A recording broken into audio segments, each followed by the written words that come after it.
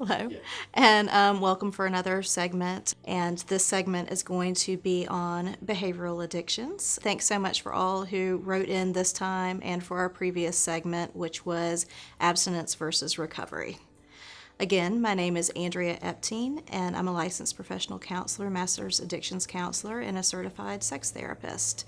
And I am the owner and clinical director of Resolve Strategies, LLC. I'm going to be speaking to you today, again, from the same perspective, which is someone who's been working in the field of chemical dependency, behavioral addictions, and dysfunctional eating and eating disorders for about the past 20 years. And these are populations that I'm extremely passionate about. Absolutely love to work with them, and it's been an honor. I wanted to spend some time just talking to the public to educate, and also talk to anybody out there who thinks they may or may not be struggling with a behavioral addiction of some type or some form. And so a lot of people are curious, like, okay, so this is a behavior that seems to be getting in the way of my day-to-day life or disrupting my long-term goals, relationships, or something like that. So it might be time to take a look at some of these behaviors, and that's what we're going to be talking about today.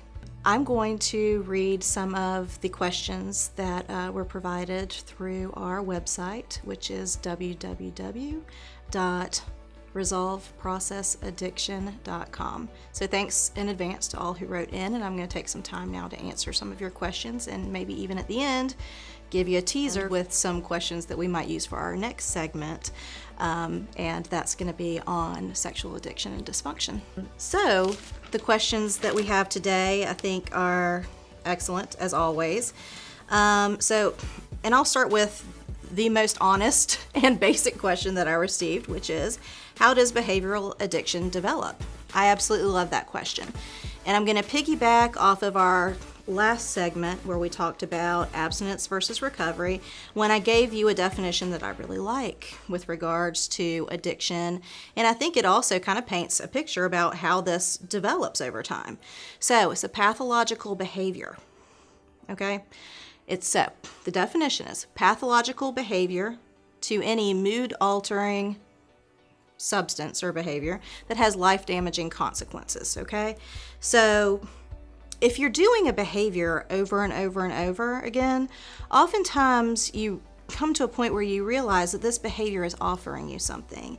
It is self-soothing in some kind of way. It's helping you to avoid uncomfortable emotions. It might be helping you to avoid and self-medicate from traumas experienced in life. So you act out in this way, or you gravitate towards a behavior as a means of rescue and escape. And what happens over time is, while you're participating in this behavior, you're altering your mood, you're altering your reality.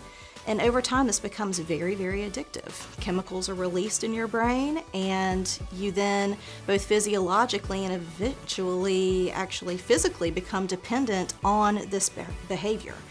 You also start to feel like you need this behavior to cope with life, to live life on life's terms, to even survive. It gets that ingrained over time, where it's like, I really believe that if I didn't have this behavior, I wouldn't be able to survive. I've seen people with sexual addiction, compulsivity, having a withdrawal reaction very similar to crack cocaine. I mean, they're shaking, they're quivering, they're crying, they're scared, they're panicked, they're anxious. They are going through actual withdrawals from the behavior when they're triggered and they're resolved not to act out in the behavior. They actually have this reaction to it. So over time, with prolonged exposure, use, or what I consider misuse of a behavior that is mood altering in nature, that's how this develops. It becomes very ingrained, you become dependent on it. So I go back to, again, I want to mention that definition. So pathological relationship to mood altering behavior. that has life-damaging consequences.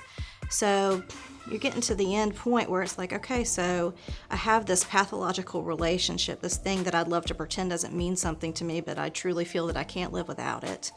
And this is a relationship with something that literally alters your mood, alters your reality. You feel like it saves you and rescues you. And then it gets to a point where prolonged use and misuse causes life-damaging consequences. It's interrupting work. It's interrupting just your ability to stay calm and have serenity and be at ease with yourself, to be at ease with others. It might be disrupting relationships with parents or spouse or children. So these are the life-damaging consequences that come out of things once it's addictive. Okay? So I hope that I have started at least to answer without spending an hour talking about the development of it. I hope that at least gives you some kind of a snapshot into the overall, initial stages and development of addiction to actual behaviors versus chemicals. The next question is, are behavioral addictions co-occurring with chemical dependency? So I'll say that again. Are behavioral addictions co-occurring with chemical dependency? It's an excellent question. The answer is absolutely yes. They are co-occurring all the time. I think what I like the most about this question is that people like to really get into this chicken or the egg conversation. But what I find is behavioral addiction is much, much more ingrained than the chemical dependency that they use to cover up the pain caused by behavioral addictions. So the course of treatment is what I want to mention is if you are suffering with chemical dependency or addiction to chemicals, you have to understand that that is the thing that needs to get treated first and initially, because until you abstain from those chemicals, you can't effectively be treated for your behavioral addictions, which will come out of the woodworks as soon as you start abstaining from the chemical. So oftentimes these are co-occurring. I find that they're co-occurring because prolonged exposure to these painful behaviors need to be medicated, and most people do gravitate towards chemicals to medicate that pain. So I hope that answers that question. Yes, oftentimes you're going to see those, holding and walking hand in hand. The third question is, how do you know if you have a behavioral addiction or a problem, misuse of a behavior that's gotten somewhat out of your control? Another excellent question, and I kind of mentioned it in the beginning of this segment, which is the life-damaging consequences piece. When you start to feel like you're no longer at ease with yourself or at ease with others, and your relationships are starting to become negatively impacted by the misuse of this behavior, that's when you start to see this is problematic and something you definitely want to start to take a look at. Oftentimes, a big part of this disease, as it is a disease, it's pathological. It definitely has a progression in it. But in the initial stages, as it's building, as it's growing, as it's developing, as you're becoming physically dependent to the behavior, there's a lot of denial there. And denial is actually a necessary part of the disease. That's how it gets set in. That's how it takes hold and gets control of you. Physically, physiologically, mentally, emotionally, and spiritually, it will take hold. So I think it's important to understand that denial is an initial part of it, but once you get through just to even questioning, like, wow, I'm no longer in denial of this. People are telling me this is a problem. I'm starting to actually experience pain and negative consequences that I'm actually, feeling from this behavior. It's time to go ahead and, make a phone call, talk to somebody about it. There's programs out there for you. There's individual counseling out there. There are people who specialize in this. And these are diseases that really, like I said, they grab a hold and they don't just want you. This disease wants your entire family system to go down with it. And without proper help and attention, it will take you down. So I definitely want to encourage people, if you're at the point of questioning, let's go ahead and pretend that this is an issue that needs to be addressed. So try not to put it off too long, because the longer you put it off, the more opportunity this disease has to catch hold of you and those that you love. So that was a great question. The fourth question is, does a behavioral addiction affect the family like a substance abuse addiction does? To answer this question, chemical dependency is very, very similar to behavioral dependency or addiction with regards to the family system and how it's impacted. I actually think I just touched on that a tad with the last question about how once it's set in, once you're questioning it, once you're hearing from other family members how this is, impacting everybody, it's a problem.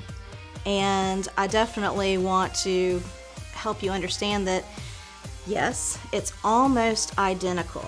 The kinds of destruction and disorder and chaos that takes place in an addicted family system with chemicals is the same as an addicted family system with a behavior. I will go a step further to say that when you're treating a very progressed behavioral addiction, it's actually more damaging, and it's harder to address, it's harder to resolve and treat, but it can absolutely be done. Absolutely. Question number 5. How might behavioral addiction show up in the workplace? It's a very interesting question, and this is my answer to it. To all of my individuals out there who are questioning a behavior of theirs, and to all of my family members and loved ones out there who are questioning a behavior of someone in their life, I want you to understand that by the time something has shown up at work with regards to a misuse or a dependency on a behavior, treatment is required in my book. Now, that is my personal and professional bias, but I do ask that you respect it, because by the time something has crept into the workplace, this is a pretty progressed disease. People will keep things out of work as long as possible, even to the point of changing their vocation and changing their work so that they have access to that behavior during the day. By the time a boss or coworkers have picked up on this being a problem, treatment is right around the corner, I hope, because it really it's progressed to that point. You'll need help and might even need help beyond an outpatient level of care. So I just want to say, by the time it's showing up there, it's already showed up at home and every other aspect of that individual's life, the way they feel about themselves, the way they feel about their family members, their spouses, their children, the way they feel about themselves and the way they operate in the world. They're feeling very lost, very defeated, and there's probably a great amount of denial at that point. So please, if it's showing up in the workplace, get treatment. And also, if you are an employer of somebody that you really feel like is struggling in this area, please offer them assistance, because this is a disease, and I want to reiterate that. Nobody wakes up in the morning and wants this for their life. This is not a choice. This isn't an active decision or a goal or anything somebody plans on having, and it's a disease that needs to be understood, respected, and we need to be very compassionate about helping people who develop this. I'm going to now say thank you so much for writing in. I really appreciate all the questions, and I also want to put my number out there for people who might be interested in reaching out, and my number is area code 912-507-8576. We definitely want to direct you to the website for additional questions and concerns, and looking up the workshops that we offer to address behavioral addictions, to address disordered eating, and to address codependency and any kind of trauma-based behavioral addiction or compulsive behavior. That's what we do here at Resolve Strategies. We really want to focus on especially trauma-based disorders and really resolving that underlying conflict that leads to these behaviors in the first place, so that you can live healthy, successful, joyful lives moving forward. And we've seen it happen a million times, and we look forward to seeing it happen a million more times. So definitely go to our website and look up our intensive therapeutic workshops.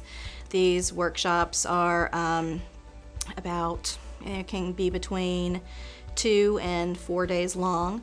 They are meant to be in conjunction with your current outpatient therapy. So it's something to do in addition to and along with your current therapeutic process. So we take people from not just our local area and our state, but from around the country for these workshops. So we definitely want to invite people to come attend. And like I said, they're very powerful. They're very powerful, and it's a great complement to the work that you're already doing and everything that you've worked so hard to accomplish. So definitely check it out. Okay, so teaser question for our next segment, which is going to be on compulsive sexual behaviors, sexual addiction, and sexual dysfunction. So the teaser question for this one, which someone actually wrote in for this last one, because we're talking about, process disorders, behavioral addictions, and sexual compulsivity and sexual addiction is a part of that. The question that we received is,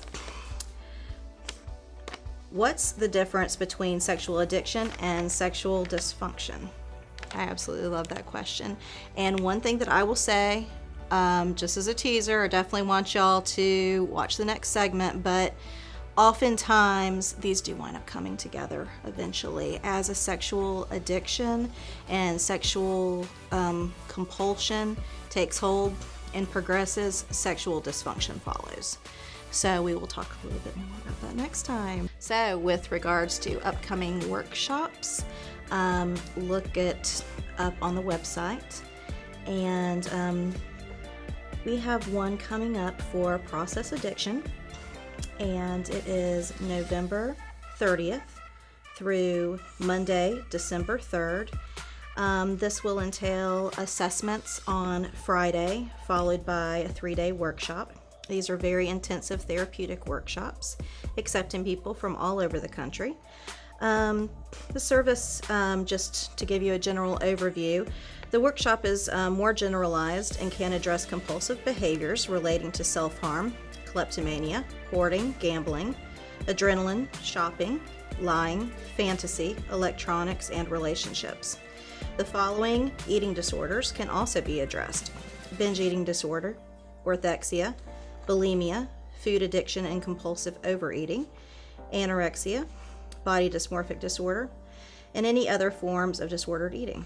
The therapeutic techniques utilized during the workshops focus on trauma resolution and include Gestalt, acceptance and commitment therapy, memory recollection and reconciliation, cognitive restructuring and mindfulness, flooding, individual psychoeducation, and narrative art therapy techniques. We definitely hope that you will check us out on our website, and if you feel like you're on your path to recovery with regards to a process addiction, and you and your therapist talk and feel like you're ready for an intensive therapeutic workshop, please do get signed up because space is limited. Thanks again for writing in, and again, I'm Andrea Epteen, and stay with us for the next one.